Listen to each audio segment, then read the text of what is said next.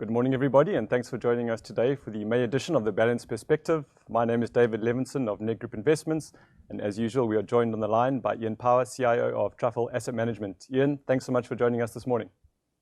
Morning, Dave, and morning to all the listeners. Ian, I must mention this is the first time we have a new studio set up here that I'm able to see my own face on the screen in front of me, so I must apologize for the light reflecting off what can only be described as a rather unfortunate new haircut. So apologies for that, Ian. Maybe we can pin that down to poor life decisions on my part and maybe even a preliminary preemptive midlife crisis. But my own personal crisis aside, we're obviously here to chat about a more pressing and significant crisis, and that is the climate change crisis and the subsequent legislation that is imminent across the globe as well as here in South Africa. As you would have read in the introduction to the Balanced Perspective, we mentioned how Joe Biden in his very first day in office essentially reversed Donald Trump's decision to exit the Paris Agreement. So he's again placed the US at the discussion table in terms of climate change. And then just last week, or I think it was 2 weeks ago, he invited 40 global leaders, Cyril Ramaphosa included, to a virtual conference at the White House to discuss the climate crisis and build on what was agreed in Paris in 2015. And just as an example, the US have promised to lower their emissions by, I think it was 50% from 2005 levels by 2030. So it's going all the way back to the George Bush Jr. administration and what emissions were doing in the States 15 years ago. This has a couple of implications, and I want to point out how it might affect the US, and this is obviously transferable to the developed world. So, for example, in the US, they're targeting their own energy production, so they're moving from historically fossil fuel to more greener technologies. And another way they may be looking to lower their emissions is via the electrification of their vehicle industry. So I believe they're looking to have all new vehicles electric by 2030, so that's only 9 years away. Now, Ian, this brings me to my first question, and what has probably the sector most exposed to climate regulation, and then maybe in the same breath we could also say they are uniquely positioned to be one of the big benefactors, if not the biggest benefactor of climate legislation, that is big energy, or as we've historically referred to it as big oil. In your view, how are these big energy companies positioned and adapting for this greener future that Joe Biden envisions by 2030? Yeah, Dave, I think that's right. I think it's a massive challenge, and I think the scale of the required carbon dioxide or greenhouse gas reduction is enormous. And I think we can't really escape the fact that there are going to be there's going to be significant changes, both from a consumer behavior point of view as well as in terms of the way we go about our lives to actually reduce that. But I think from a company point of view, you're right. The fossil fuel producers really are in the headlights of regulators insofar as they are the companies which effectively are producing and selling the product which is used in so many downstream applications which generate most of these greenhouse gases.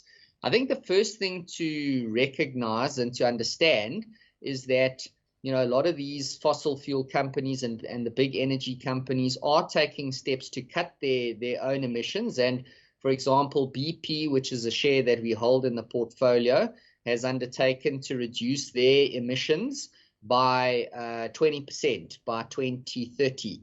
But I think what's important to note is what the energy companies are intending to reduce is just their carbon footprint in the production and the refining process of the fuels.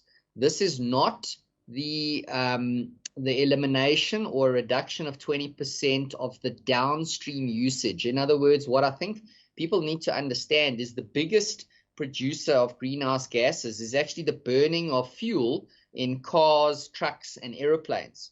So what the big energy companies are talking about is to reduce their own carbon footprint, and they're going to start by getting it down by 20% over the next 9 years and eventually get to a carbon neutral position by 2050. But it does not mean that they are going to, in most cases, produce less fuel. What they're doing is they're just going to be more efficient in terms of the way they do it and reduce the energy intensity, and then at the same time invest in biofuels, in gas or less carbon intensive energy, and then at the same time invest in carbon sinks.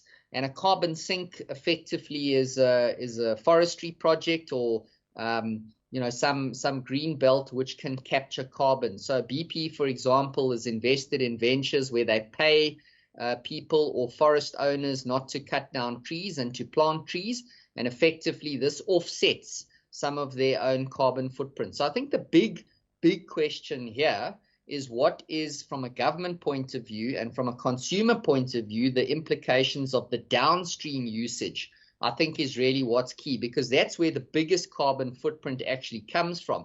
It's the fact that we're still dependent and we use these fossil fuels. So yes, the big energy companies are starting to invest in more gas. They're putting some solar in, wind technology, but the long and short of it is none of them, of these big energy companies, have actually said that they're going to produce less fuel.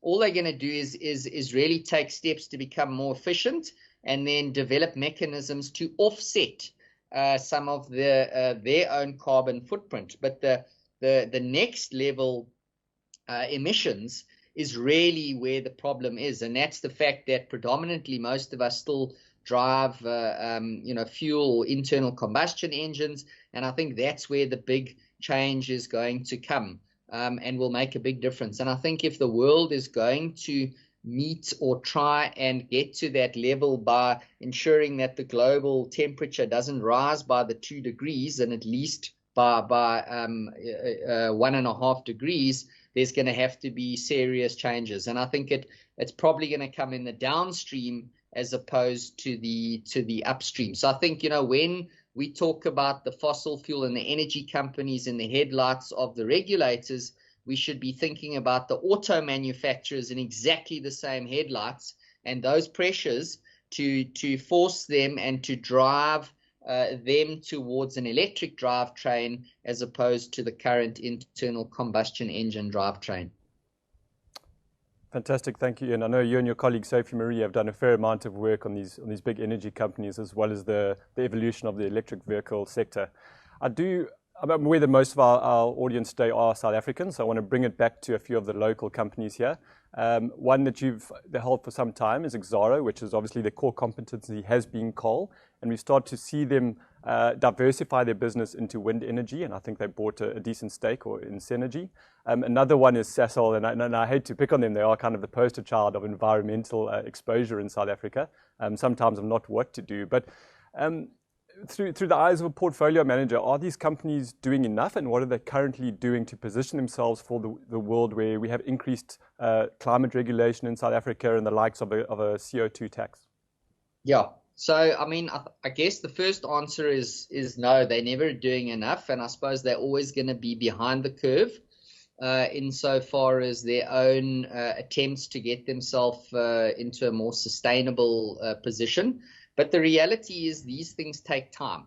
And I think what we are looking for as custodians of assets is to see whether strategically the companies are starting to recognize the issues that are facing them, insofar as how you've outlined it. And then secondly, what strategy they're putting in place to get themselves into a position where they can address these issues. And I think, Exxaro, you've sort of mentioned, in terms of their sustainable energy investments, and, they're also looking to reduce their carbon footprint. So they're going through that same process.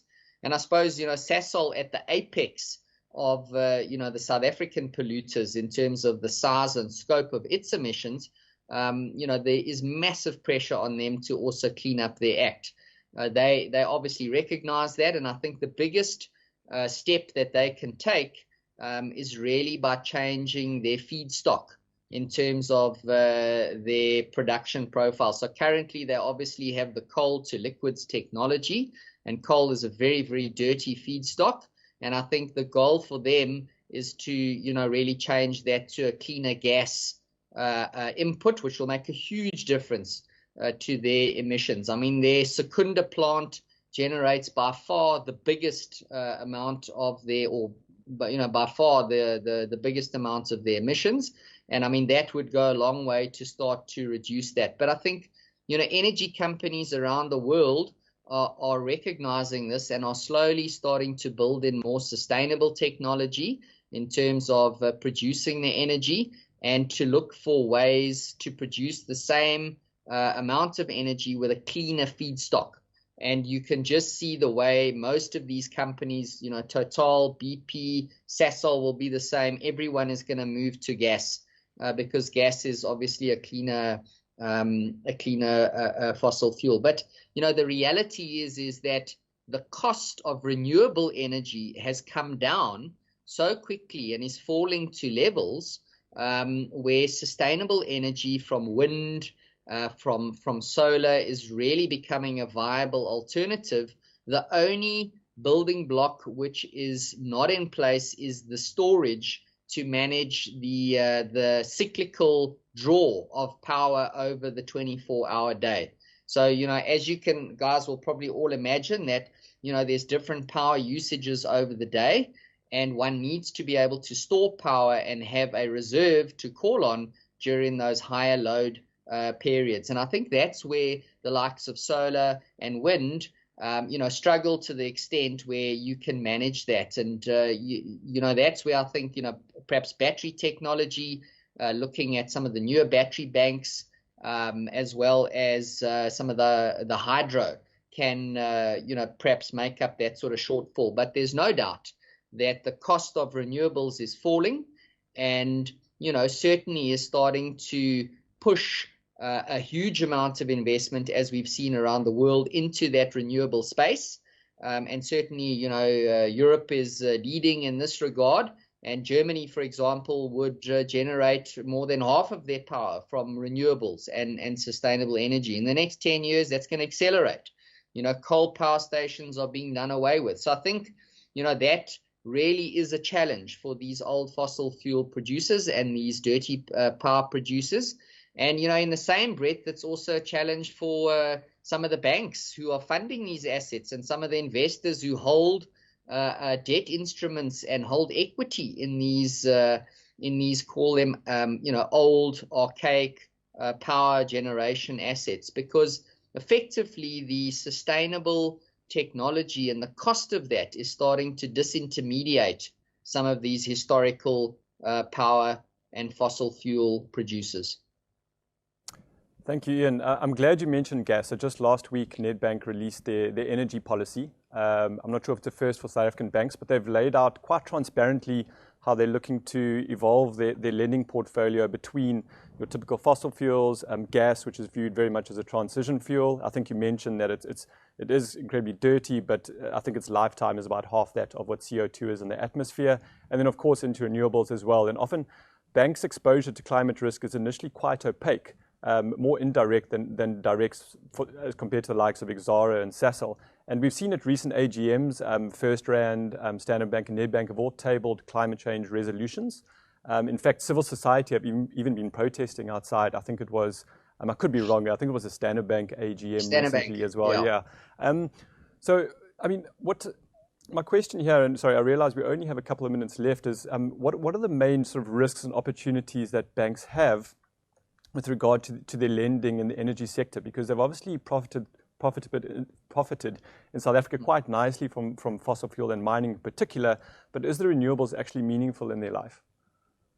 So I think it's at the moment, it's probably still relatively small, but there's no doubt that the economics of the renewables are starting to become really attractive insofar as that energy production, that you're going to see a lot more investment in that space, which will require funding and facilitation. So we certainly expect that we're going to see that grow meaningfully. And I think one of the biggest challenges at the moment is the speed at which we grow our renewables, and even from an IPP perspective, means that Eskom gets less draw from its grid. So you almost get a debt spiral happening, in Eskom, because you've got expensive, dirty coal producing power on the one side, and then as the cost of the renewables comes down, you're going to get an acceleration of investment into that side. So government really has to try and manage, a legacy of Eskom with the introduction of sustainable power which I think at the moment is just slightly below 10% of our power supply, and then gradually ramping that up and following the rest of the world. So, yeah, I mean, we think that, banks are going to be funders of those projects, and we think investors, there's probably going to be some good money to be made, given the fact that, the technology is sustainable, it's clean, and, certainly some of those long-term tail risks insofar as the carbon footprint and those carbon tax risks are not there to the extent that they are in the likes of, a dirty fossil fuel producer. Yeah, I know South Africa, as we report into the United Nations Framework Convention on Climate Changes, as a developing nation, our emissions trajectory can follow what's called a PPD, or peak, plateau, and decline. So we are given a bit of leeway as a developing nation, and Cyril mentioned this in his letter to the country post his meeting with Joe Biden and other world leaders as well. And obviously a big way is that to impact that is our energy sector. I think you mentioned, I think wind and solar is about 8 gigawatts of our 50 gigawatt capacity, so just south of 10%. But unfortunately, that is all we have time for today, Ian. So thank you very much for joining us this morning and fitting us into your busy schedule. Thanks, David, and thanks to everyone who signed in this morning. For sure. And I was, as usual, frantically scribbling as Ian was chatting away there. So 2030 seems to be a pivotal year, both for governments and corporations as well, in terms of targeting their climate action. Companies are starting to understand their own footprints, but more importantly, the risks associated with their entire value chains. And then regarding the big fuel companies, it's not so much a matter of focusing on lowering their oil production, but rather putting their attention more on some offsetting programs that they may have. So again, thanks to Ian, thanks to yourselves for dialing in, and I know I'm going to regret this later on, but to all the Star Wars fans out there, may the 4th be with you. And popping up on your screens right now is a QR code. If you do have any feedback for these sessions, we do welcome it, and hopefully we can improve them going forward. So from myself, goodbye and take care.